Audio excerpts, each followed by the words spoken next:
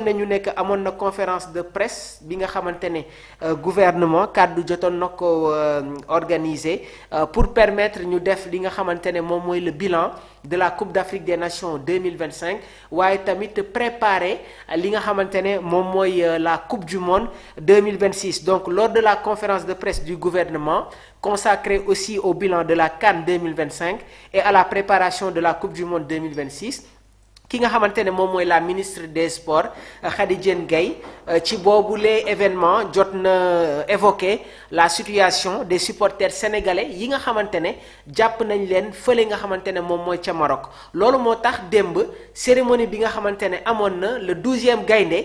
gisuñu fa seen teewaay parce que tamit dañu doon apporter seen soutien si seen yenn confrères yi nga xamante ne ñu ngi leen téye fële nga xamante ne moom mooy ca Maroc donc ba tey dañuy desani sur la situation des supporters détenus au Maroc donc la ministre des sports mi ngi appelé à l'ensemble des acteurs notamment la presse ñu amal une communication empreinte de tact waaye tamit communication bi nga xamante ne dafay ànd ak beaucoup de responsabilités donc tout en assurant que l'État travaille d'arrache-pied pour leur libération alors dinaa jël léegi nii réaction internautes yi donc je pense que nekk na ay kàddu yu am solo trop yi nga xamante ne ñi ngi koy rafetlu donc la ministre des sports Khady Diène mi ngi yëkkatiwaat ay kàddu di ko orienté ci tey ji supporters yi nga xamante ne maanaam jàpp nañ leen fële ca Maroc waaye nag li mu wax mooy mi ngi assurer que l'État travail d'arrache-pied pour leur libération donc ñun nag duñu tàyyi duñu wëy di indi boobule communication waaye tamit di lancer waat un message aux autorités marocaines ñu xam ne que diggante Sénégal ak Maroc c'est des relations yi nga xamante ne ça date d'hier donc waruñu nangu surtout loo xamante ne dafay jóge ci sport di indi ay gàllankoor entre ces deux pays là ba tey dañuy desani ak les propos de Khady Diène Gaye ministre des sports mi ngi regretter tamit les sanctions yi nga xamante ne jóge na au niveau de la Confédération africaine de football waaye nag yëkkati na ay kàddu wax ci la situation de Pape Bouna Thiaw Pape Bouna Thiaw a défendu les couleurs de son pays et nous allons le défendre donc mu nekk kàddu yi nga xamante ne moom la ministre bi yëkkati di apporter soutien au sélectionneur de l'équipe nationale du Sénégal bi nga xamante ne nag suspendre nañ ko lu toll ci 5 matchs waaye la fédération sénégalaise de football suñu autorités yi ñi ngi waaj a introduire li nga xamante ne moom mooy recours et ci wàllu boobu je pense que sax il y a des nouvelles rassurantes donc dinañ leen ko jox bu baax a baax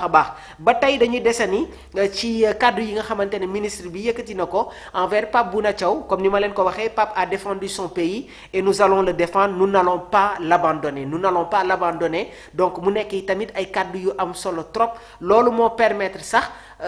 ñenn ñi poser certaines questions concernant li nga xamante ne moom mooy la prolongation waaye tamit la revalorisation salariale en vue de Pape Bouna Thiaw ndax Pape Bouna Thiaw nag objectif yi nga xamante ne tegaloon nañ ko ci kanamam daf ko atteindre muy qualifier muy fexe ba Sénégal qualifié à la prochaine Coupe du Monde 2026 waaye tamit remporter la Coupe d'Afrique des Nations gars yi mu nekkoon ay objectifs yi nga xamante ne c'était des objectifs très compliqués amaana ñu bari sax gëmuñu woon ne que Pape allait atteindre yooyu les objectifs donc ci yooyu mbir tamit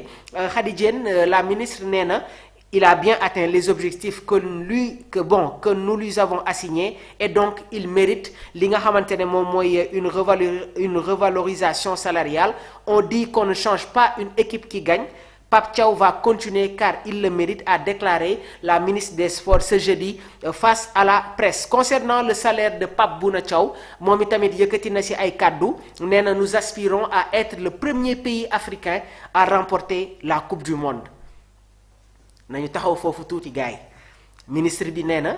salaire de Pape Bouna Thiaw warul nekk sax un sujet de débat ndax ku def lu rëy am lu rëy ñu jox la équipe bi nga qualifié loo ko Coupe du Monde remporter la Coupe d'Afrique des Nations donc yooyu objectif soo ko atteindre il faut que ñu xoolaat tamit maanaam nampaay yi nga xamante ne moom nañ lay jox waaye nag ministre bi dafa yëkkati ay kàddu yi nga xamante ne vraiment mun naa ne man moom laa doon xaar muy lan nous aspirons à être le premier pays africain à remporter la Coupe du Monde donc il faudra placer notre coach dans des conditions optimales de performance La ministre des Sports nee na nous aspirons à être le premier pays africain à remporter la Coupe du Monde, donc il faudra placer notre coach dans des conditions optimales de performance. Bien vrai qu'il y a les sanctions, waaye nag sanctions yooyu la dafay concerner seulement les compétitions africaines. Donc am na ñi nga xamante ne ñi ngi ma doon poser des questions concernant la Coupe du Monde bi sanctions yi concerné wul li nga xamante ne moom mooy les compétitions FIFA. Donc cela veut dire que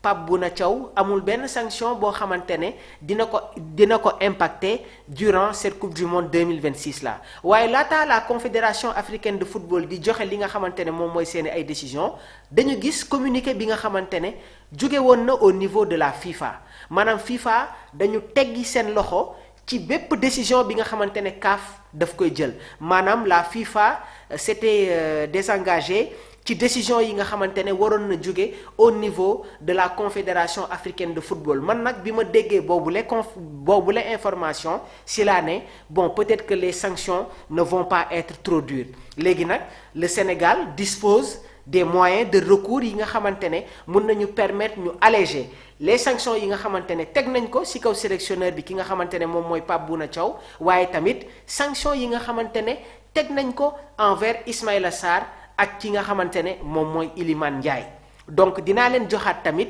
période bi nga xamante ne yooyu les sanctions ci maanaam durée yooyu les sanctions. Donc la Confédération africaine de football gannaaw ba mu infliger une sanction lourde au sélectionneur de l'équipe nationale du Sénégal, mais son impact reste limité aux compétitions africaines. Donc suspendu pour 5 matchs waaye tamit Pape Thiaw dañ ko condamné à une amende de $100,000. Donc Pape Thiaw pourra néanmoins poursuivre ses fonctions lors des compétitions FIFA, y compris les éliminatoires donc voilà de la Coupe du Monde 2026 et la phase finale du mondial. Donc cette suspension nag s'appliquera exclusivement aux éliminatoires de la Coupe d'Afrique des Nations CAN 2027 qui se dérouleront sous l'organisation conjointe. Donc CAN 2027 bi ñetti pays ñoom ñoo koy accueillir muy le Kenya, l'Ouganda ak la Tanzanie. Léegi nag les matchs concernés se situent dans la phase de groupe prévue en septembre ak novembre 2026 et sont parfaitement délimités selon le calendrier officiel. Donc les compétitions FIFA ne sont pas impactées par cette sanction conformément au règlement en vigueur. Léegi nag dama bëgg ñu delluwaat ci ginnaaw tuuti ci benn histoire récente du football sénégalais. Donc offre un précédent en 2023 suñu fàttalikuwee Crépin Diatta jotoon na écopé de 4 matchs de suspension gannaaw ba mu yëkkati woon ay propos virulents envers la CAF. Donc cette sanction nag avait été entièrement purgée lors des éliminatoires de la Coupe d'Afrique des Nations 2025 sans affecter ses participations aux compétitions internationales FIFA. Donc le cas Pape Bouna Thiaw tamit dafay inscrire donc dans cette continuité réglementaire. Donc li nga xamante ne nag moom mooy la suspension dafay toucher également certains joueurs clés muy les ailiers Ismaïla Sarr ak Iliman Ndiaye, donc sont chacun suspendus pour 2 matchs. Loolu nag daf leen di empêcher ñu participer aux 2 premières journées des éliminatoires de la CAN